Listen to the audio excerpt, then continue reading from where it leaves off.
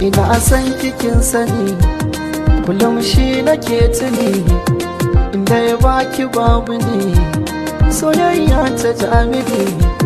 lalai na yi barhaban da zuwanki ina farin ciki